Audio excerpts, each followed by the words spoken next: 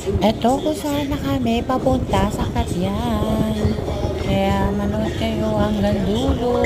Panoorin kami. Huwag na patumpik-tumpik pa. Subaybayan hanggang dulo. Tara na.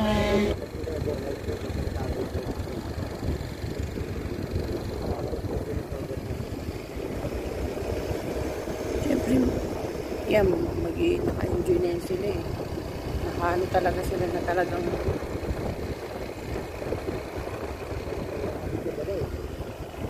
tinan mo, dami nilang guys.